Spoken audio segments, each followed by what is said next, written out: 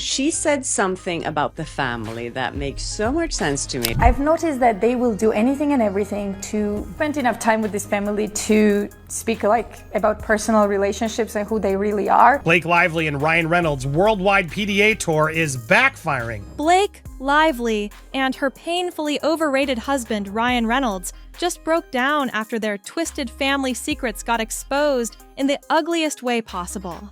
From her manipulative mother to the way she uses her kids as accessories, the entire family setup is starting to look like a psychological thriller. I have an older sister and they treat her like she's non-existent or something. And now that the cracks are showing in public, even their PR team can't scrub the mess fast enough. And do you know where it all started being obvious? Yes, that Seth Meyers interview. That was the moment even their most delusional fans started waking up. How Blake Lively is displayed today in the media as a diva and someone who just tried to steal this movie and so on. All of that is true. Blake showed up with her fake deep quotes and perfectly curled hair, trying to pass off, "Fear keeps us silent," like she wrote it in a moment of personal trauma, not while her PR team stood off camera holding cue cards. The exact line had already been teased in tabloid headlines. So, unless Blake has clairvoyant powers, it's pretty obvious someone faxed her pain straight from the crisis management department. This is a journalist called Elizabeth Lane, and she is apparently close to Blake Lively's family. She said that she knew Robin pretty well and her husband. And let's be real, the paparazzi shots are even worse. Blake strikes a pose like she's on a solo campaign trail, and Ryan lingers behind her like a forgotten intern waiting for someone to validate his parking. The physical distance between them in every photo is so uncomfortable. It feels like they're socially distancing from each other emotionally. The stiffness, the lack of touch, the robotic hand-holding. It's so unnatural. It makes middle school couples look like soulmates. The family, right? Back in the day, now no one remembers Robin, but Blake always looked up to her and wanted to be famous as Robin and so on. I've noticed that they will do anything and everything to... But the rot runs way deeper than awkward red carpets. Blake's family? Absolute chaos disguised as a family tree. Journalist Elizabeth Lane didn't hold back.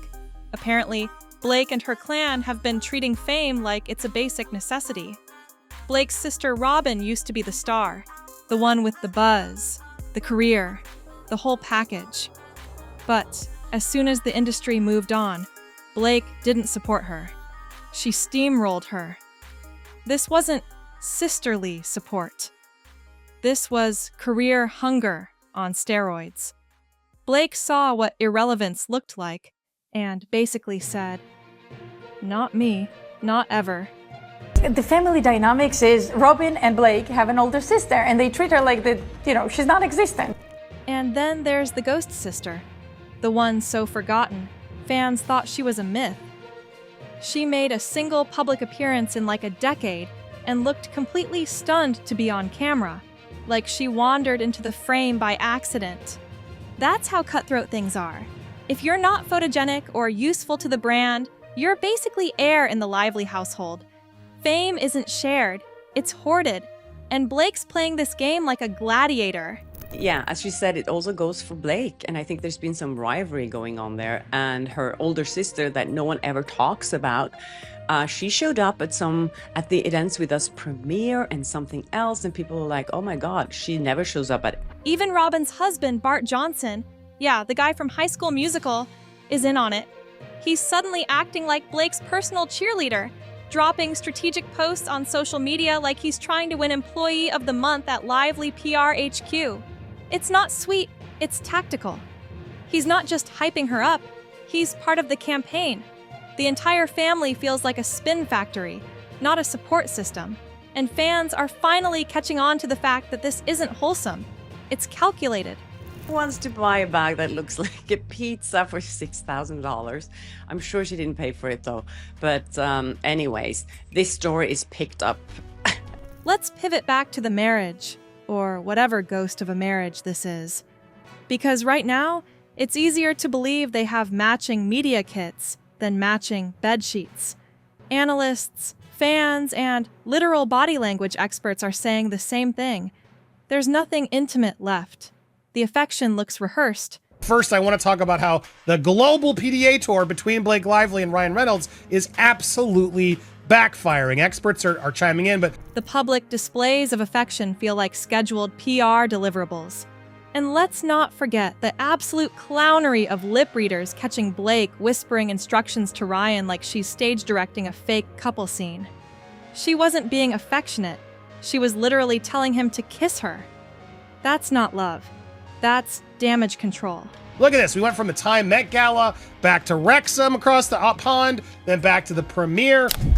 Behind the scenes, it's even colder. Rumors say they don't even live together full-time anymore. They operate like co-owners of a shared brand, not like people in an actual relationship. They appear together when the calendar says photo op, then disappear into their separate corners like it's halftime at a sponsored event. After Ryan Reynolds did the UN Climate Conscious Pledge. He is such a hypocrite. But no, they got to get this good press. No matter where they go, that's what they'll be doing. And we've been covering it. Thanks to everybody's watching. But No casual couple sightings, no genuine downtime, not even a token Instagram post to pretend things are okay. And their kids? Practically erased from the narrative.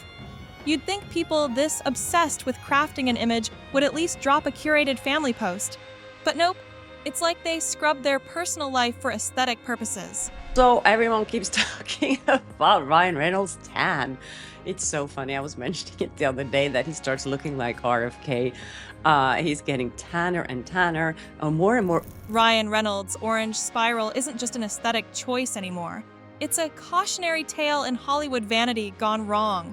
The man who once pulled off scruffy charm in The Proposal and had half the internet drooling with his smirky Deadpool wit is now being compared to Ross Geller in that tanning episode from Friends. Been a lot of stories about Ryan's appearance lately. I don't like mocking people for their appearance, but I think when you're doing something on purpose that makes you look really weird, I think it's okay.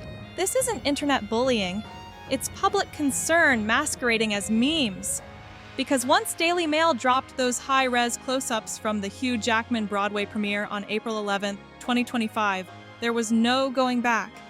What the images showed wasn't just a bad tan. It was proof of the unraveling. His neck?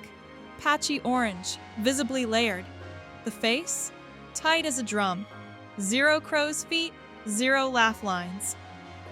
And when you've built a career on facial expressions and boyish sarcasm, that level of Botox doesn't just erase wrinkles. It erases your appeal. And as I said, I think he looked like RFK, but somewhat people online have also been comparing him to this episode of Friends with Ross. I know! We're not speculating here. Photos from Getty, TMZ, and Daily Mail all showed clear signs of cosmetic work, most glaringly around the temples and eyes. Dermatologists even weighed in on TikTok, pointing out probable filler placements and overuse of neuromodulators. And it's not just about how he looks, it's about what it represents. Ryan used to be the everyman in Hollywood.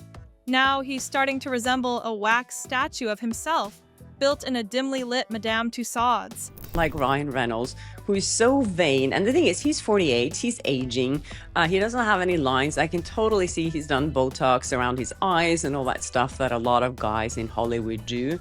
But he's getting more and more orange. And people are also commenting that he looks like he's aged a lot. Fans noticed the personality shift too, especially after 3 separate TikTokers cited assistant accounts from the Deadpool 3 shoot, claiming he had meltdowns when the lighting wasn't flattering enough. One assistant allegedly told a friend in Vancouver, he straight up refused to film until someone adjusted the shadows on his cheekbones. So yeah, this isn't just Botox, it's a full-blown identity crisis. So the reason why she was wearing a pizza bag, or a bag shaped as a pizza, was because she was promoting another simple. Meanwhile, Blake Lively is not helping the situation. Not when she rolled up to the Milan Donatella Gala on April 18th with a literal $6,000 sign. Judith Lieber bag, shaped like a pepperoni pizza slice. This was no harmless fashion stunt. The bag was strategically chosen to tie into her failing PR campaign for Another Simple Favor 2, a sequel no one asked for, and everyone's regretting. And we know this was coordinated. And he will be deposed by Brian Friedman, and he has to tell him everything that he knows about Ryan and about especially nice. The InStyle article covering it went live an hour before the event even began, complete with close-up shots, brand shoutouts, and unexpected accessory of the night headlines. This was product placement, not personality. Footage of them together taking helicopter rides all over the world. As we know, Anna de Armas was dating Ben Affleck a few years ago, which didn't end very well. Now, to the untrained eye, maybe Blake's whole look that night seemed casually whimsical, but to anyone paying attention, it screamed, "Please still think I'm quirky!" After getting dragged across Twitter for showing up at a Manhattan donut shop in February in full glam, soft curls, camera-ready makeup, and a glittery Chanel coat, Blake switched tactics. For Milan, she tried the messy bun, no frills look, but even that had receipts.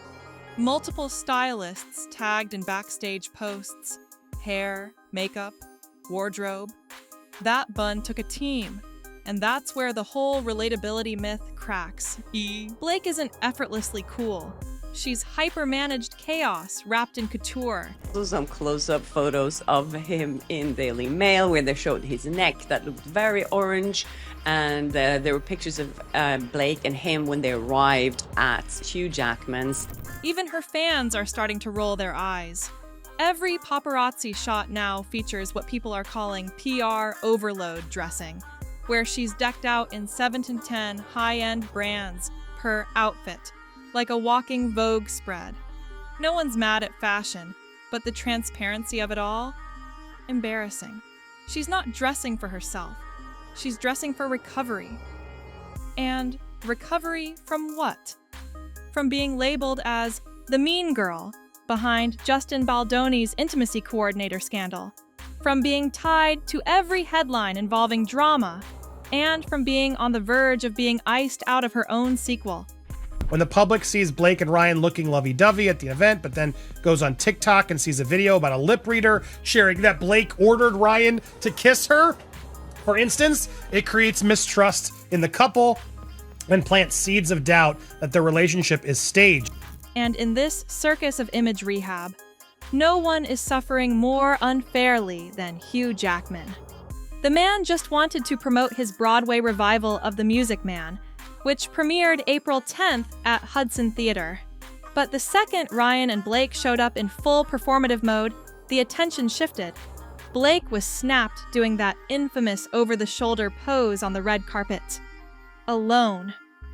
Ryan arrived 30 seconds later, awkwardly hugged Hugh, and the cameras exploded. Daily Mail's April 11th spread had over 40 photos. Only 5 were about the play. The rest? Blake, Ryan, drama. Hugh became a background prop in his own premiere. Blake and him when they arrived at Hugh Jackman's play, his Broadway play that he's been promoting a lot lately. And it didn't stop there. Rumors broke just days later, on April 14th, that Hugh might be subpoenaed in the Baldoni-adjacent legal drama due to his proximity to Ryan and alleged knowledge of behind-the-scenes behavior. And of course, his best friend and his wife, Blake, showed up, and she stopped to pose for the paparazzi outside. This came straight from entertainment lawyer Brian Friedman's leaked memo obtained by Radar Online, suggesting that frequent collaborators and close associates may be called in for depositions. Hugh's name? On the list. And Hugh gave Ryan Reynolds a hug in front of everyone, which to me seems like he just wants to show everyone that he supports. The fan reaction was instant and savage. Twitter exploded with posts like, "Protect Hugh Jackman at all costs," and "He's too pure for this nonsense." One viral TikTok, with 2.3 million views, compared his situation to being stuck between 2 screaming influencers on a Delta flight. And just when things couldn't get messier, Hugh's own romantic life got dragged into the narrative. His new relationship with Sutton Foster, confirmed by People magazine on March 3rd, was immediately put under a microscope. Sutton allegedly entered the picture before Hughes' split with Deborah Furness was finalized, and tabloids like OK Australia and Deux Mois started whispering about timelines not adding up. And if this is what holding it together looks like, I'd hate to see what falling apart really means.